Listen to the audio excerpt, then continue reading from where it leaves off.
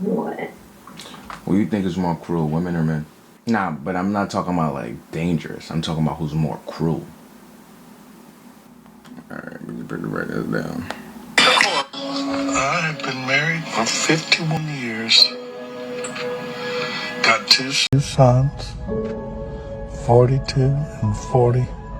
Damn deadbeats. I'm still supporting the little boogers.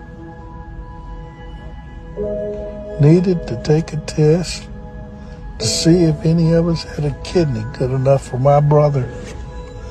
Found out something interesting. They ain't my kids. There's somebody else's.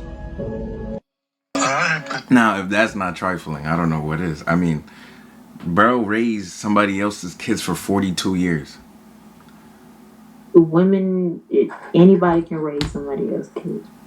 But that's not the point, though. That's not the point. Well, do be lying, but shit, that's not the cruelest thing. That's out of like honestly, truly, that's not that bad at all. All he did, like, there's much worse. Nah, she had to go. She had to go. She's about to get me hot. I ain't gonna lie. She had to go. Oh my, bro, nah.